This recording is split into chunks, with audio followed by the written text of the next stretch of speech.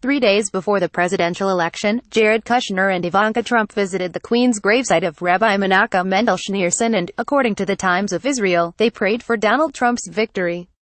Schneerson, who died in 1994, is an interesting character.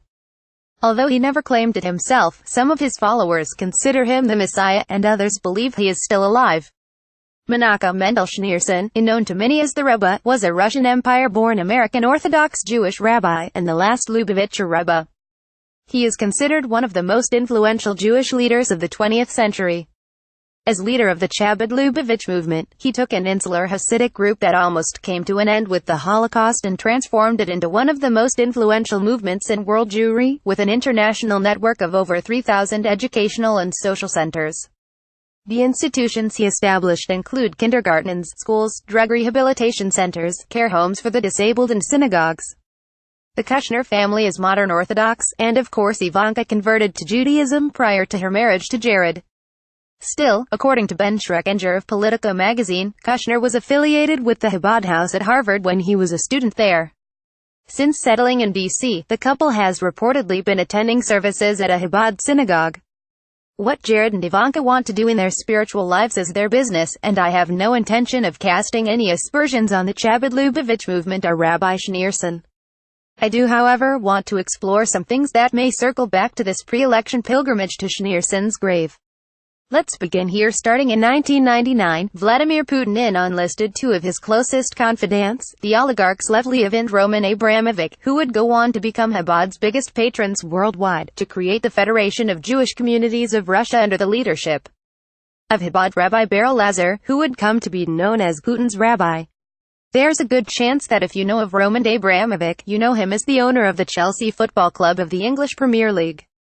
You may not know that he was a victor along with Paul Manafort's patron Oleg Deripaska in the bloody aluminum wars of the 1990s, or that he was reportedly the person who convinced Boris Yeltsin that Putin would be a proper successor. You probably are not aware that Ivanka Trump is very close friends with Abramovich's wife, Dasha Zhukova, with whom she recently attended the U.S. Open tennis tournament in Queens. Zhukova reportedly attended the inauguration as Ivanka's personal guest. It takes a little more doing to understand the Trump family's connections to Lev Leviev. To begin with, we need to go back to Bayrock, the company that Donald Trump teamed up with to build his Trump Soho project. There were three main actors in that enterprise. One was convicted mob associate and murky FBI informant Felix Sater. Another was Tev Fikirov, a shady man with likely Russian intelligence connections who was arrested by the Turks on Mustafa Kemal Ataturk's yacht and charged with running an international underage prostitution ring.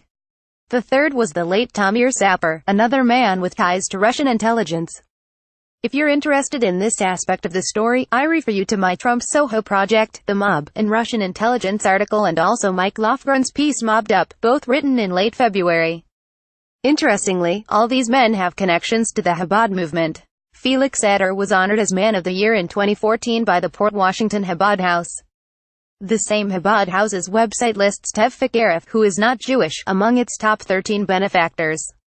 But it's Tamir Sapir who links Trump back directly to Lev Leviev. Pay close attention to this. The late billionaire Tamir Sapir was born in the Soviet state of Georgia and arrived in 1976 in New York, where he opened an electronics store in the Flatiron district that, according to the New York Times, catered largely to KGB agents. Trump has called Sapir a great friend. In December 2007, he hosted the wedding of Sapir's daughter, Zina, at Mar-a-Lago. The event featured performances by Lionel Richie and the Pussycat Dolls. The groom, Rodom Rosen, was the CEO of the American branch of Africa Israel, the Putin oligarch Leviev's holding company.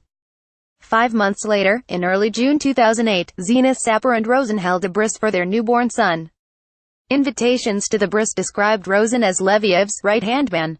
By then, Leviev had become the single largest funder of Chabad worldwide, and he personally arranged for the bris to take place at Schneerson's grave, Chabad's most holy site. The man I want to focus on is Rodom Rosen. He is described here as the CEO of Leviev's American holding company and his right-hand man. Now, remember that Leviev was described at the top as one of two oligarchs who Putin tapped to establish the Federation of Jewish Communities of Russia under the leadership of Chabad Rabbi Beryl Lazar, who would come to be known as Putin's rabbi. Now, let's flash ahead to Trump's trip to Moscow to host the Miss Universe pageant in 2013. After the contest, Trump attended a vodka-infused 1 a.m. after-party at which ticket holders were promised a meeting with the New Yorker, along with the pageant contestants. He also met with the Agalarovs to talk business. Joining Trump's November 2013 meeting with the Agalarovs were Alex Sapper and Rotem Rosen, a pair of New York-based Russian developers who helped to develop the Trump Soho hotel and condominium project in Manhattan. You should know the Agalarovs because they initiated the undisclosed June 2016 Trump Tower meeting between Kushner, Manafort and Donald Trump Jr. and a brood of Kremlin-connected conspirators offering dirt on Hillary Clinton in return for sanctions relief. Alex Sapper is the son of Tamir Sapper, brother of Zina, and brother-in-law of Rotem Rosen. Just so we're clear, Trump hosted the wedding of Lev Leviev's right-hand man at Mar-a-Lago. Lev Leviev is so close to Putin that he was one of two oligarchs tapped to help him gain control of the leadership of the Russian Jewish community back when he assumed power. 2 decades ago, as the Russian president set about consolidating power on one side of the world, he embarked on a project to supplant his country's existing Jewish civil society and place it with a parallel structure loyal to him. In 1999, soon after he became prime minister, Putin enlisted Abramovich and Leviev to create the Federation of Russian Jewish Communities. Its purpose was to undermine the existing umbrella for Russia's Jewish civil society, the Russian Jewish Congress, led by oligarch Vladimir Gusinsky, a potential threat to Putin and President Boris Yeltsin. A year later, Gusinsky was arrested by Putin's government and forced into exile. At the time, Russia already had a chief rabbi as recognized by the Russian Jewish Congress, Adolf Shayevich. But Abramovich and Leviev installed Chabad Rabbi Lazar at the head of their rival organization. The Kremlin removed Shayevich from its Religious Affairs Council, and ever since it has instead recognized Lazar as Russia's chief rabbi, leaving the country with 2 rival claimants to the title. These are extraordinarily close ties between Putin and Trump, and that also connect Trump's business discussions in 2013 about Moscow real estate projects with the June 2016 meeting in Trump Tower that has become one of the strongest pieces of evidence of collusion in the election. Seen in this light, Jared and Ivanka's pre-election pilgrimage to Rabbi Schneerson's grave takes on a different tone. And then there's this: in May 2015, a month before Trump officially entered the Republican presidential primary, Kushner bought a majority stake in the old New York Times building on West 43rd Street from Leviev for $295 million. I'm not sure if it was actually a majority stake or just a really expensive condo, but Mueller is looking into it and it may tie into the firing of Preet Bharara as special prosecutor. Robert Mueller and Congress both continue to search for ties between the Trumps, Kushner and Russia. Kushner's acquisition of a commercial condo in the New York Times building has become one of many targets. In 2015, Kushner and his family business, Kushner Cuz, bought a portion of the building from Russian real estate billionaire Lev Leviev for $295 million, The Guardian reports. The transaction first came up due to the $285 million Kushner borrowed from Deutsche Bank to complete the transaction. Deutsche Bank and 2 companies tied to Leviev, Africa Israel Investments and Prevezin, have all recently been the subject of money laundering investigations.